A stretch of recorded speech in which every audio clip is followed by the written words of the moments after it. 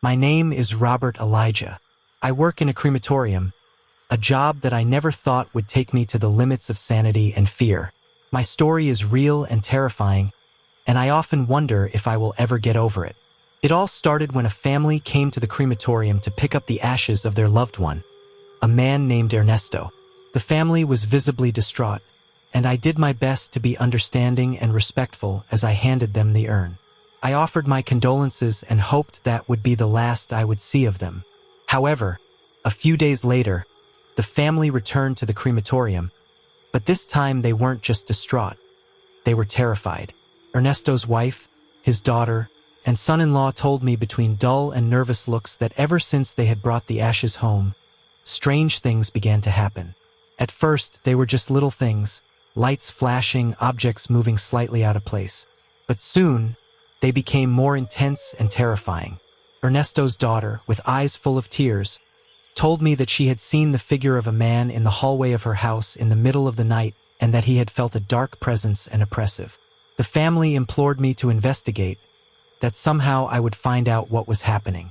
My first reaction was to think that their pain was playing tricks on them, but their desperate looks and the evidence of their stories made me reconsider. I decided to check the crematorium records to make sure that there had been no mistake with the ashes. When checking the records, I realized something that left me frozen. There was an error in the identification numbers. The ashes that I had given to the family were not Ernesto's. They were the ashes of another man, an executed criminal named Javier Santoro, known for his heinous crimes and his terrible reputation. The mere idea of having made such a serious mistake filled me with horror. I called the family and asked them to return to the crematorium immediately. When they arrived, I explained to them what I had discovered. They were horrified but also relieved that at least there was an explanation for the paranormal events they were experiencing. I asked them to allow me to change the ashes for the correct ones. The family agreed, although with much fear and doubt, and they returned home hoping that everything would return to normal. But that was not what happened. That night, after closing the crematorium, I stayed reviewing Javier Santoro's files. I discovered that he had been an extremely evil man, a murderer without remorse who had sworn revenge even after death. There were rumors that he had practiced dark rituals and had made pacts with evil entities. The idea that his spirit could be haunting the ashes was terrifying, but I did not know what to do about it. I decided that the best thing would be to talk to an expert in the paranormal to seek help. That same night, I contacted a friend who worked as an investigator of paranormal phenomena. I told her everything that had happened, and she agreed to come to the crematorium the next day. When she arrived, she inspected the ashes and the crematorium area, used various equipment and methods to detect paranormal presences. After a few hours, she looked at me with a serious expression and told me that there was indeed a very dark and powerful energy linked to the ashes of Javier Santoro. She suggested I perform a cleansing and purification ritual but warned that it would not be easy. The entity was very strong and would probably resist. We agreed to carry out the ritual that same night when the crematorium was closed and there was no one else around. I prepared the place following his instructions. I drew protective symbols around the oven and placed candles at the cardinal points. My friend began to recite an ancient purification spell while I assisted her with everything she asked of me. The air became cold and heavy, and the shadows in the room seemed to move with a life of their own. Suddenly, the candles went out, and a gust of cold air ran through the place. Whispers began to fill the room, a mixture of voices that seemed to come from all directions. I felt a presence behind me. When I turned, I saw a dark and amorphous shadow approaching slowly. Fear paralyzed me, but my friend continued with the ritual, her voice firm and determined. The dark figure twisted and seemed to fight against the words of the spell. The voices grew louder, full of hate and pain. I felt that I was short of breath, but I continued forward, knowing that we couldn't stop now. With one last heartbreaking scream, the shadow vanished, and the air returned to normal. The candles lit again, and the feeling of oppression disappeared. My friend and I looked at each other, exhausted but relieved. We knew that we had managed to purify the place, but we also knew that the spirit of Javier Santoro would not go without a fight. We decided that the best thing would be to take Santoro's ashes to a sacred place where they could be purified and kept under control. We took the urn to a local church and explained the situation to the priest, who agreed to help us. He performed a purification ceremony and agreed to keep the ashes under surveillance. Ernesto's family was finally able to take the correct ashes home, and the paranormal events ceased. Although they were still affected by what they had experienced, they found comfort in knowing that their loved one was finally at peace. As for me, I left work at the crematorium shortly after this incident. The experience had left me scarred for life, and I knew that I could never work in a place like that again. However, I learned to appreciate the fragility of life and the importance of respecting the mysteries we don't fully understand. Sometimes, on quiet nights, I can still hear the whispers in my dreams, reminding me of what happened and the fight we faced against the darkness. But I know we did the right thing, and that gives me the strength to carry on. The story of Javier Santoro's ashes is a warning to us all. Let's not play with what we don't understand and always treat the dead with the respect they deserve. If you're enjoying the video, please subscribe the channel for future videos, and like and share with your friends.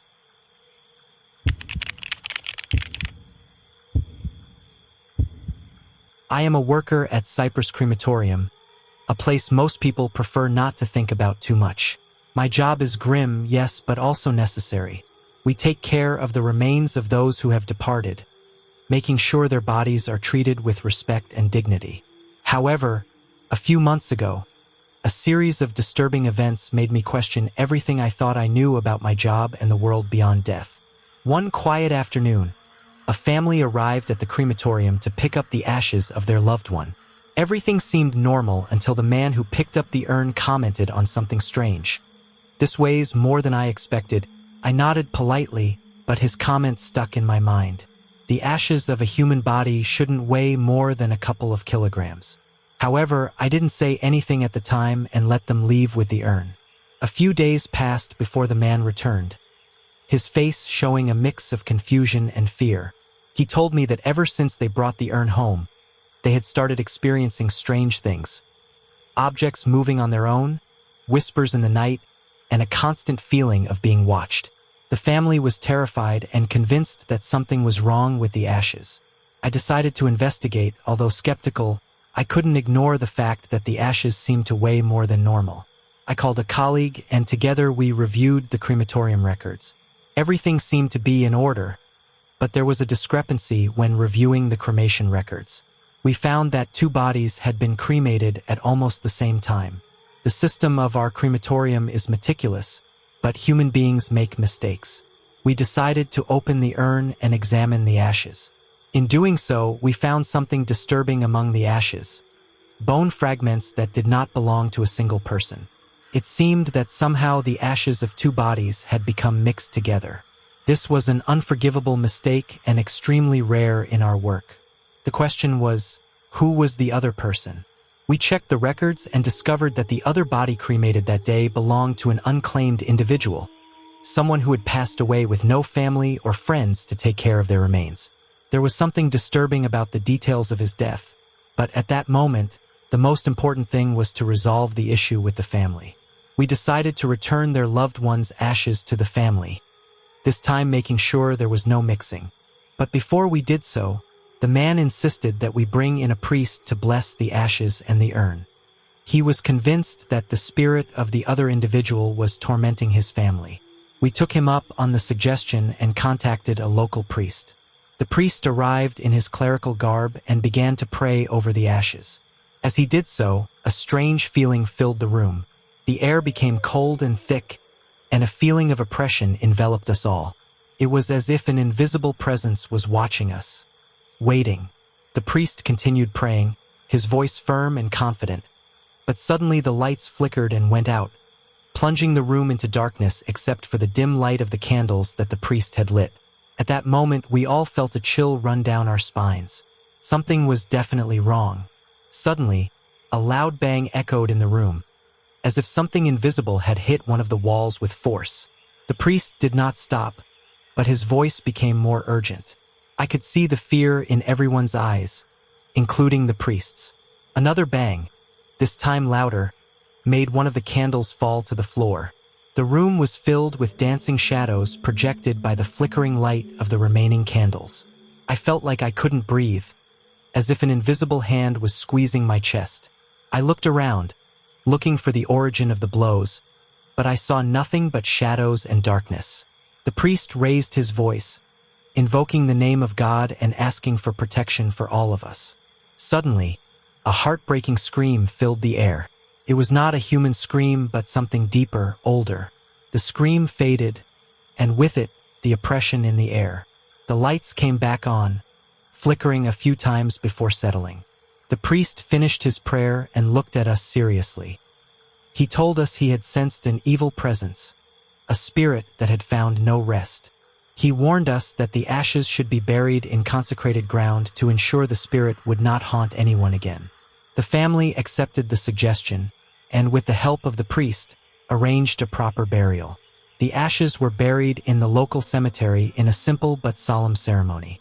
The family thanked the priest and me for our help, and they were finally able to find some peace. The experience left a mark on me.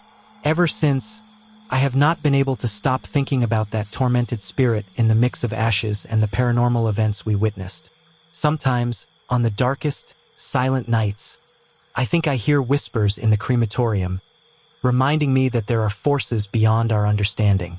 Life went on, but with a new respect for the world of the dead and the forces we do not fully understand.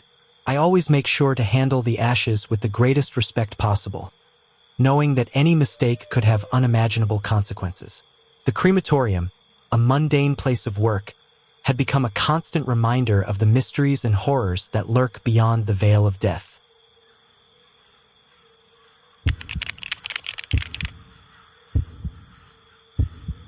My name is Ruben Carvajal, and I have been working as an embalmer for 25 years. What I am about to tell you came to break everything I knew in science.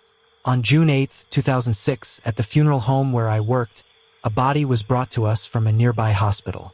The body was a woman in a very bad state, with more unusual characteristics than we were used to seeing. The forensic report explained that the woman lost her life after suffering serious burns on the hill.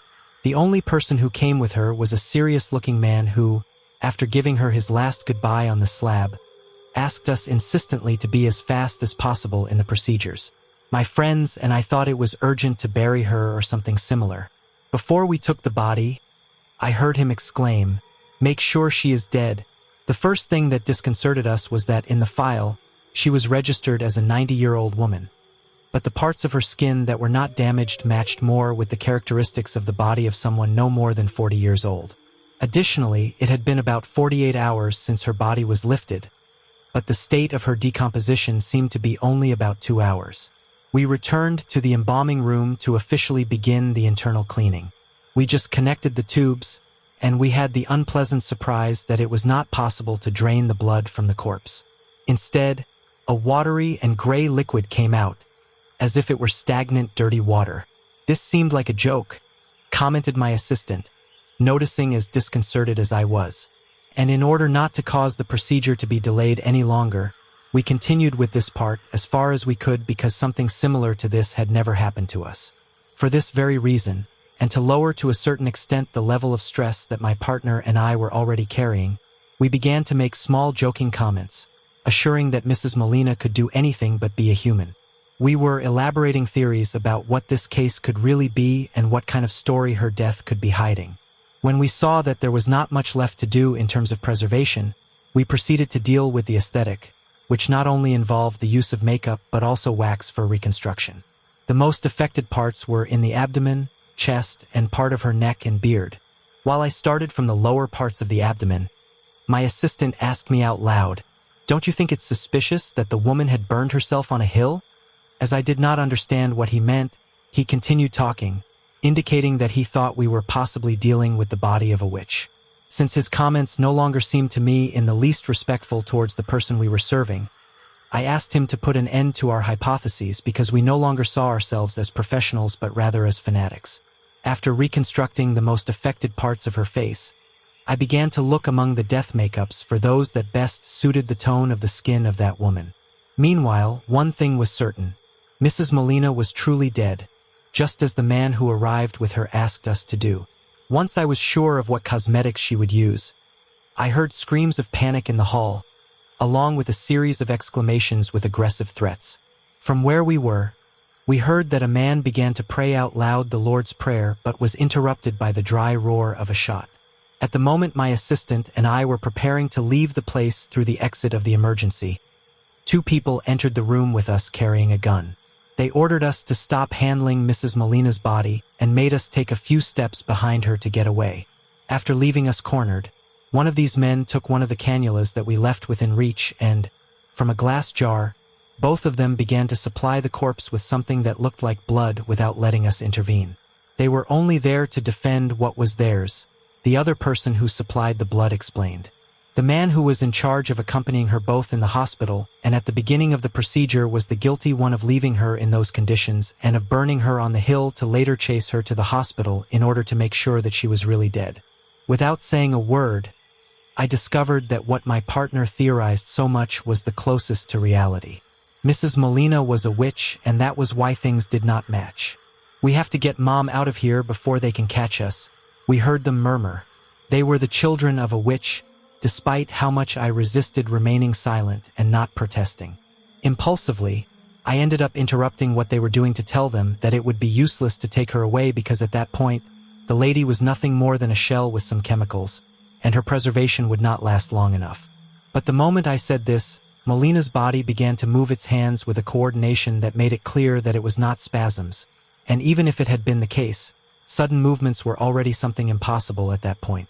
Without looking back, the two brothers picked up the lady and ran off, pointing in every direction so that no one would cross them. And without being able to believe what we had just seen, I took a few steps behind them.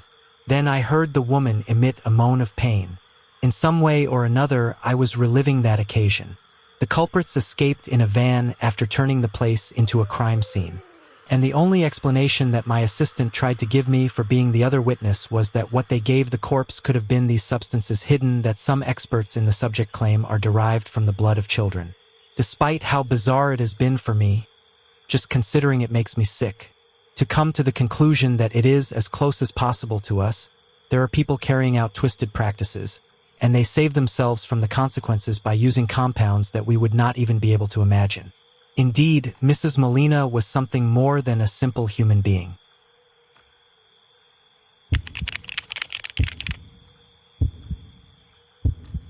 The night shift at Sunset Crematorium had always been the quietest time of the day for me. Unlike the daytime hours when the bustle of people coming to say goodbye to their loved ones filled the place, the night was lonely and silent. A strange peace settled in the environment, a disturbing calm that only those of us who work here could understand. That night, as usual, I arrived at 11 o'clock. The routine was the same, checking the bodies scheduled to be cremated, to the details, and making sure that everything was carried out with the greatest possible dignity. However, when reviewing the list, I noticed something unusual. There was an unidentified body marked simply as a stranger. It wasn't the first time this had happened, but it was always unsettling. I went to the cold room to prepare the body. The air in there was always cutting, a combination of the cold and the feeling of death that permeated every corner. When I opened the door, the icy mist enveloped me, and the silence was interrupted only by the constant hum of the refrigerator. The body was there, covered by a white sheet.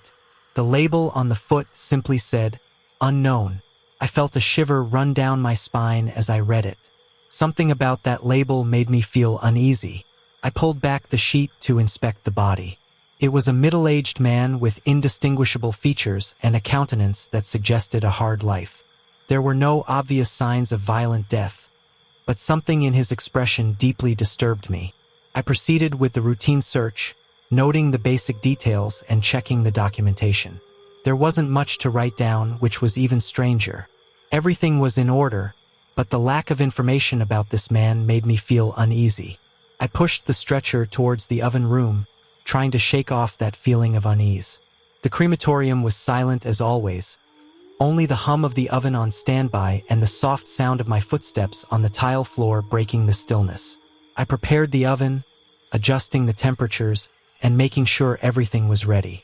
As I did so, I felt a strange presence, as if someone was watching me. I turned quickly, but no one was there. With a sigh, I pushed the stretcher towards the oven. The flames began to consume the body, and the familiar smell of burning flesh began to fill the air. It was a smell I had never fully grown accustomed to, a mix of chemistry and something deeper, primal. As I watched the process, I felt a sharp pain in my head, a sudden pang that made me stagger. Suddenly, I found myself transported to another place. It was on a dark, dirty street filled with puddles and trash. I could smell the dampness and rot in the air. I felt a deep desperation, a fear that did not seem my own. I looked around, trying to understand what was happening. I saw a man, the same man who was now being cremated, running down the street. I followed him as if I was tied to his destiny. The man stopped in front of a rickety door and opened it with shaking hands.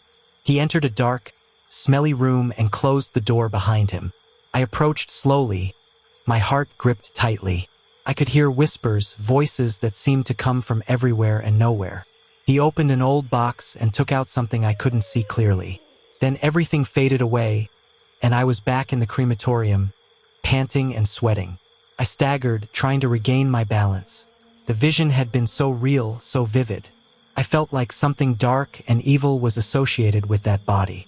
I tried to shake off the feeling, telling myself it was just my imagination, but deep down, I knew there was something more.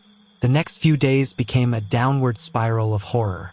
I began having visions more and more frequent and vivid. Every time I closed my eyes, I would see fragments of the unknown man, images of his suffering, his despair, and his fear. I would see shadows moving in the darkness, shapeless figures stalking him. Couldn't sleep. Every time I tried to rest, the visions became more intense and disturbing. I began to doubt my own sanity. My coworkers noticed my change, but I didn't know how to explain what was happening. How could I tell them I was being haunted by visions of a dead man? One night, while checking the oven, I felt a presence behind me. I turned around quickly, but no one was there. However, the air was heavy, as if someone had just passed by. I felt a chill run down my spine. I went back to work, trying to concentrate, but the feeling of being watched didn't go away. Suddenly, the oven turned off. It had never failed before. So, I went over to check on it, and when I opened the door, the flames burst outwards as if an invisible force had pushed them. I stepped back, surprised and scared. The oven reignited on its own, and the flames began to burn with an unnatural intensity. I stepped back, tripping over a chair and falling to the floor. The flames seemed to form figures, shadows of dancers writhing in the fire. I felt a pressure on my chest, an invisible force pushing me to the ground. I tried to scream, but no sound came out of my mouth. Then I saw him, the man, or what was left of him, emerged from the flames. His charred and twisted body moved with an unnatural grace. His eyes, two dark, empty wells, fixed on me. I felt his hatred, his desperation, and his curse. I tried to get up, but I couldn't move. The flames were coming closer, and the heat was unbearable. I felt my skin begin to burn, and the pain was unbearable. I closed my eyes, waiting for the end. But instead of dying, I found myself back in the vision. I was in the dark room in front of the man. I could clearly see what he held in his hands, an ancient amulet filled with strange and malevolent symbols. The voices whispering around him were louder now, a chorus of wails and screams. The man seemed desperate, as if he was searching for a way to escape his fate. Suddenly, the shadows moved, enveloping him. The man screamed a sound that resonated in my soul. I saw as his body was dragged through the shadows, consumed by a darkness that was not of this world. I felt his pain, his desperation, and his fear. Then everything faded again. I returned to the crematorium, panting and shaking. The flames had gone out, and the man's body was reduced to ashes. I felt a momentary peace, but I knew it wouldn't last. The visions would continue, and the horror of what I had witnessed would haunt me forever. Weeks went by, and the visions didn't stop. I tried to get help, but no one could understand what was going on. Doctors prescribed me sleeping medication, but it only made things worse. The dreams became more vivid, and shadows began to appear even during the day. One night, while I was alone in the crematorium, I decided to face my fears. I pulled out the amulet I had seen in the visions. I didn't know how it had come into my hands, but I had it. I recited the words I had heard in my dreams, hoping that somehow I could free the man and myself from this curse. The air grew heavy, and I felt a dark presence around me. The shadows began to move, forming indistinguishable figures.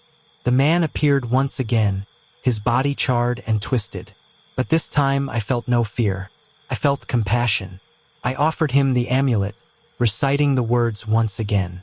The shadows intensified, enveloping him. I saw as his body began to fade, and his eyes, that before were filled with hate, softened. I felt a peace I hadn't experienced in a long time. The shadows disappeared, and the man too. The amulet fell to the ground, broken into 1,000 pieces. I knew I had freed his soul, and with it my own soul as well. That night, I slept for the first time in weeks without visions or nightmares. I felt like the weight I had been carrying had been lifted, but the memory of what had happened would never go away. I knew the crematorium was not just a place of death, but a portal between our world and something darker and deeper. A place where lost souls could meet their final destiny, whether it be death or eternal torment. The next morning, I returned to work with a new perspective. The crematorium was still a grim place, but now I saw it with a different understanding. I knew there were forces beyond our understanding, and that my role here was not just to handle the bodies, but also to respect and understand the mysteries that surrounded them. The day passed without incident, but at night, when silence filled the place again, I couldn't help but remember the visions. I decided that I should know more about the land on which the crematorium was located. I searched through old archives and local libraries, discovering that the place had been a cemetery in the 19th century, and before that, a site of ritual sacrifices by ancient cultures. The energy of these past events seemed to have accumulated, creating a space where the supernatural could manifest itself. My investigations led me to discover that the amulet I had seen in my visions belonged to an ancient sect that practiced dark rituals to seal and control souls. The unknown man had somehow been involved with this sect and had been trapped in a cycle of eternal torment. By breaking the amulet, he had freed his soul, but had also opened my perception to other entities that still haunted the crematorium. Months passed, and although the visions of the man disappeared, I began to notice other presences. Shadows that moved in my vision, whispers that filled the silence of the night. I decided not to ignore them. I prepared a small altar in a corner of the crematorium, placing candles and offerings for the souls. Restless, I recited prayers and mantras, asking for peace for all the trapped spirits. One night, while performing one of these rituals, I felt a strong and overwhelming presence. It was not evil but ancient and powerful. I closed my eyes and let the energy envelop me. A vision began to form, not as violent as the previous ones, but more calm and revealing. I saw myself in an ancient time on the same land where the crematorium now stood. I saw priests performing rituals, offering sacrifices to appease the gods. I felt the pain of the sacrificed souls, but also their acceptance and resignation. I understood that the land was consecrated with an energy that transcended death, a point of convergence between the physical and the spiritual. When the vision ended, I felt more at peace. I knew that my role here was to be a guardian, a mediator between the living and the dead. I continued with my work, but now with greater respect and reverence for the forces that operated beyond my understanding. As time passed, the paranormal activities diminished. The shadows and whispers became less frequent, as if the souls had finally found peace. The bodies kept coming, and each one was treated with the utmost respect, not just as physical remains, but as bearers of a story and a spirit deserving dignity. One day, I received a letter with no return address. Inside was a note that simply said, "Thank you." There was no signature, but I knew who it came from. I smiled and put the letter away in a drawer as a reminder that although my work might seem dark and lonely, it had a greater purpose. The crematorium was still a place of transition, a threshold between life and death, and I, the silent keeper of its secrets, had learned to accept and respect the dual nature of my work. Although the horrors of that night would never be completely erased from my memory, I knew I had found my place in the delicate balance between this world and the afterlife. The nights were quiet again, and although the flames of the furnace continued to burn, I no longer felt the same fear. Instead, I felt a connection, an understanding that death is not the end but a transformation. And with each body that passed through my hands, I paid homage to that transition, offering my respect and prayers that every soul would find its peace.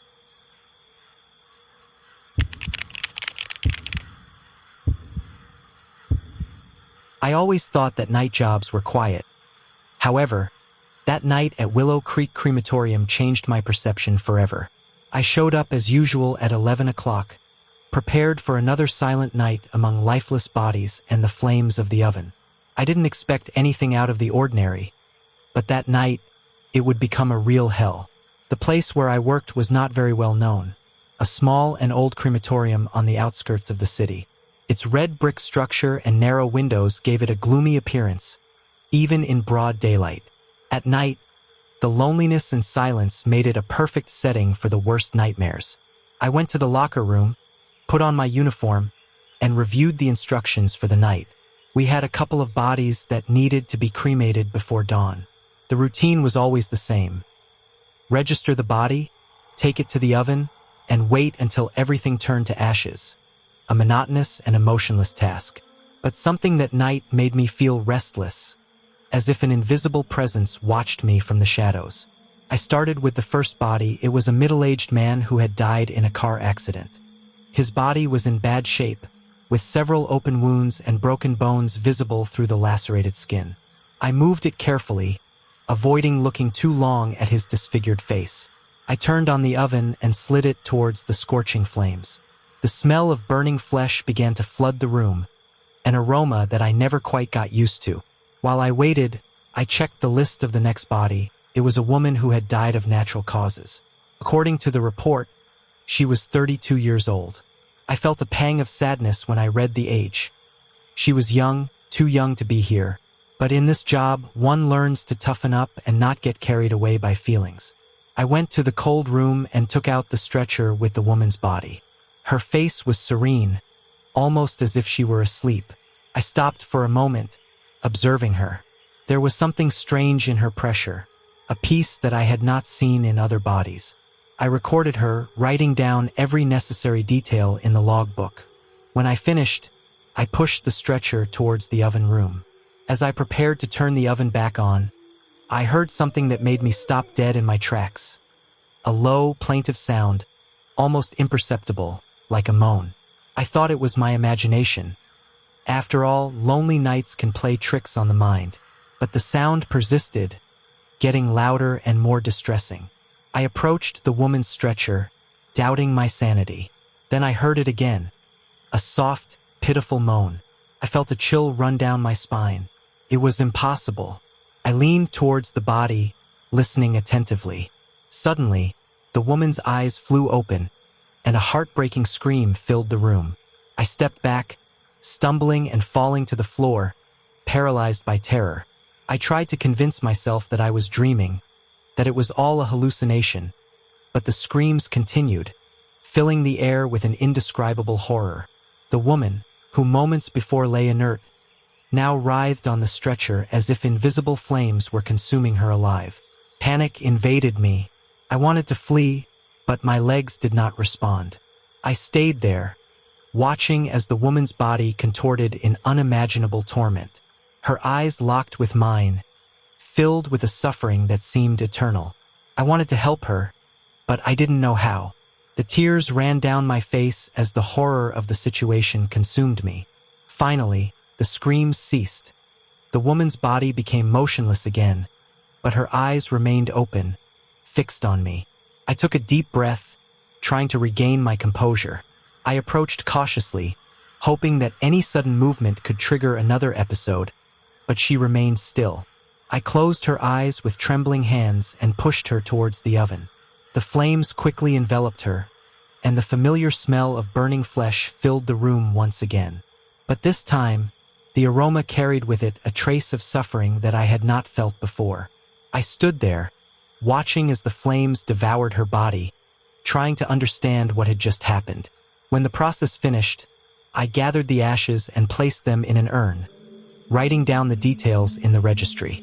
But something inside me had changed forever. I couldn't shake the image of her pain-filled eyes, her screams that still echoed in my ears. That night, I couldn't sleep. Every time I closed my eyes, I saw her face and heard her cries. The following days were torture. The woman's screams haunted me everywhere. I tried to find answers, researching about her life and death. I discovered that she had been the victim of an accident. Her family had believed her dead, but in fact, she was in a coma. The mistake was fatal, taking her to the crematorium before her time. But that didn't explain the paranormal phenomena I experienced. My colleagues noticed my change. I tried to explain what I had seen and heard, but no one believed me. They thought that the stress of work had affected me. However, I knew the truth. Something dark and terrible had happened that night, something that couldn't be explained by logic or science. Weeks passed, and the paranormal phenomena intensified. I began to hear the woman's cries even when I was far from the crematorium.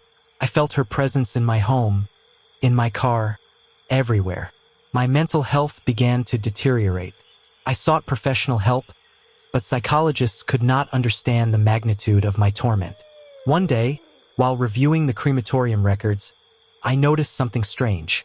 The woman's name did not appear on any official document. It was as if she had never existed. I tried to contact her family, but no one answered. It was as if her existence had been erased from reality. In desperation, I decided to investigate further. I visited old archives, looking for any clue that could explain what had happened. I discovered that the land where the crematorium was built had a dark history. It had once been a place of execution and sacrifice. The souls of the innocent who died there never found peace. I realized that the woman's suffering had awakened those restless spirits. Her torment had resonated with the trapped souls, creating a connection between our world and the afterlife. I knew I had to do something to free those souls, but I didn't know where to start. One night, while I was alone in the crematorium, I decided to face my fears. I lit candles and recited ancient prayers that I had found in my research. I felt a presence around me, a dark force watching me. The woman's cries filled the room once again. But this time I was alone. I didn't run away. I stood there, offering my apologies and begging for the forgiveness of the tormented souls. The flames of the furnace intensified, and the air filled with an unbearable heat. I saw shadows move around me, spectral figures that seemed to emerge from the walls. My heart was pounding, but I stood firm. I felt that I was close to something important, a revelation that could free those souls and put an end to my torment. Suddenly, everything stopped. The heat subsided, the shadows faded, and the wails ceased. A deathly silence filled the room. I knew at that moment that I had accomplished something. I felt a peace I had not experienced in weeks. The tormented souls had finally found rest. From that night onwards, the paranormal phenomena disappeared. I went back to work, but I never forgot what I had experienced. The woman's face and her screams of pain were still present in my memory, but they no longer tormented me. I had learned to accept the darkness and to respect the suffering of lost souls. The crematorium was still a gloomy place, but now I understood its true nature. It was not only a place of death, but a portal between our world and the afterlife, a place where souls could find passage or be trapped in eternal torment. And as the guardian of that portal, I had the responsibility to guide them towards the light. My nights in the crematorium were never the same. Every time I turned on the oven, I remembered the woman's laments and the shadows I had seen. I knew there would always be restless souls seeking rest, and I was willing to help them on their journey.